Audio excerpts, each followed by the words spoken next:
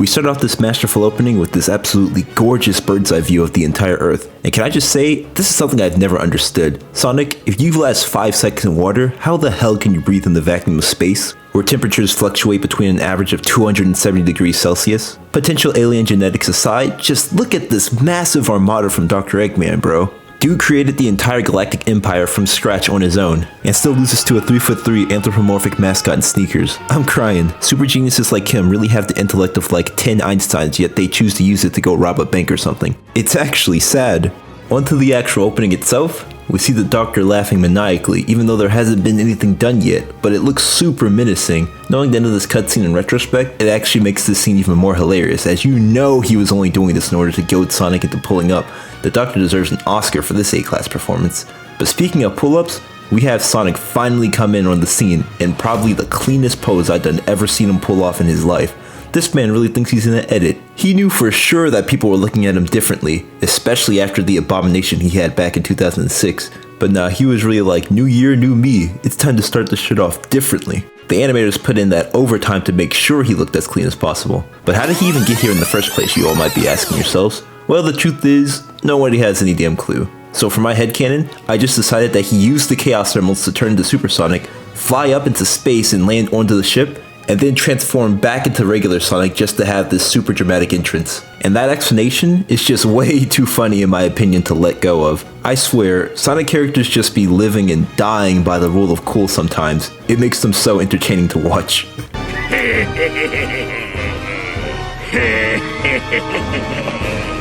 But with that, we then get treated to possibly the best action sequence in all of Sonic's history, bar none, as the blue blur blitzes past all of these robots, bouncing off of them into the air and homing onto groups of them, one by one, leaving behind quite the trail of robotic carnage behind him. Sonic's character may not be allowed to fall in love, cry on screen, or kill this evil doctor who's been terrorizing him for basically his entire life, but when it comes to violence against robots and a kid's IP, absolutely anything goes. Regardless of how inhumane it would look if you replace these robots with literally any other living organism. But right now, I just have to take a moment to point out just how stellar the animation here is, guys. The folks at Marza Animation Inc. really did decide to wake up one day and create a masterpiece. The model of Sonic is the most expressive he's ever been in 3D, while still keeping a serious and stoic demeanor. His proportions squash and stretch with every action, his speed is conveyed flawlessly through the brilliant use of the fast tracking camera, and the kinetic energy he displays is just off the charts. This single cut right here,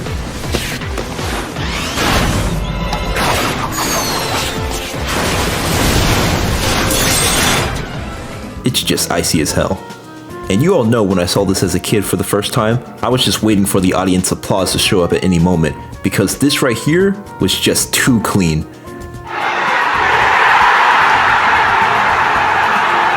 For the next scene, in comes the Doctor with this very familiar looking robot right here. I wonder if such a contraption will ever show up later in the game at some point. Perhaps maybe as a penultimate boss of some kind. Ah well, Sonic dodges it with ease, but not before it spews an entire arsenal at him, granting Eggman a total of 0% accuracy. I guess he forgot to turn off his Stormtrooper aim assist. Eggman then fires yet another full arsenal at Sonic, which he effortlessly dodges with style and grace, before he gets cocky and accidentally gets yanked by Eggman's grapple hook. I swear, in almost every game, this man's fastest thing alive status gets put further and further into more question as time goes on. Like there's just no way this giant metal appendage is going faster than the speed of sound. It's just not feasible. You're on Fraud Watch, Sonic. Next thing you know, they're gonna have him running as fast as an actual hedgehog. Wait a second. How fast is Sonic the Hedgehog? Wait a second, only 767 miles per hour? Man, if that's not the most bullshit. Sonic struggles for a bit in the Doctor's grasp. I guess Eggman was really trying to get those emeralds out of him, because if you have your arch nemesis right at gunpoint, and you choose not to pull the trigger, you know some ulterior motives are going on in the background. But with that, we get possibly one of the coolest transformation sequences in a Sonic game.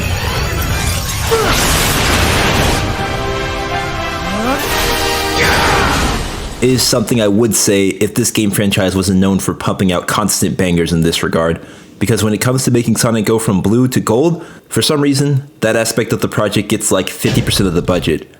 The other 50% goes into making the music, by the way. And with that, Sonic goes on an absolute tear on Eggman's forces, plowing through every ship he comes across, and turning the battlefield into a Star Wars space battle single-handedly.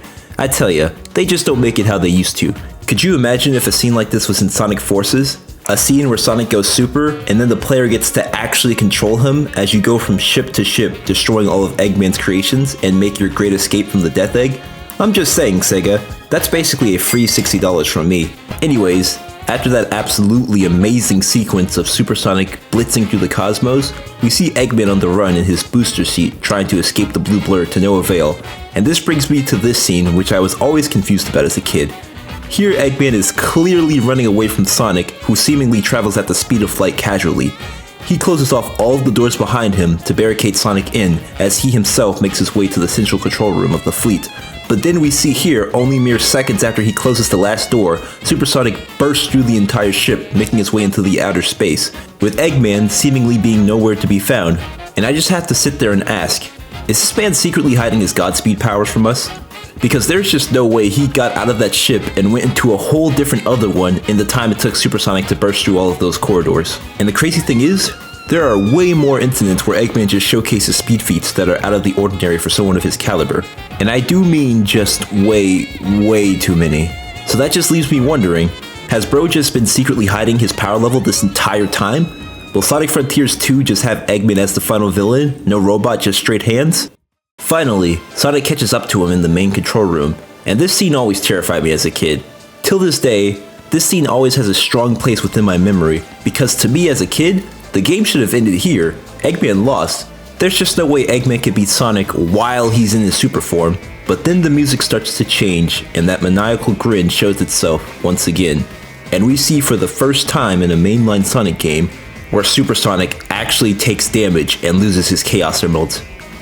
Besides that one time with Knuckles. This animation and the voice acting on display was just simply bone-chilling.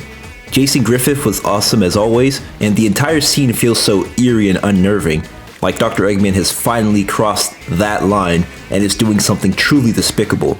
And the animation here is at its peak in my opinion, with amazing shots like the Earth's crust slowly deforming and cracking along the horizon, Dark Gaia's ghostly tendrils creepily sliding along the planet's surface, and this absolutely gorgeous shot of the entire devastation happening right through the lens of Eggman's glasses. This is how you properly make a villain and raise the tension in the story. I mean, who knows how many innocent people just died from this incident alone. Eggman feels like a real threat in this moment, like he truly has all the power and is ready to enact a nightmare beyond Sonic's wildest imagination. The best part about this scene is that the game doesn't have to tell us any of this within the first 30 seconds of the narrative. Holy shit, is that a Dreamcast in Eggman's cockpit? And so enters the most controversial part of the game, Werewolf Sonic, who I actually think has a sick design. I just love the spiked cleats and sharp teeth. It really makes Sonic look gnarly, more like a primal being, but still manages to keep some of his appeal around, like his thicker fur and stretchy appendages. Plus, once again, Jason kills it with the voice acting on him.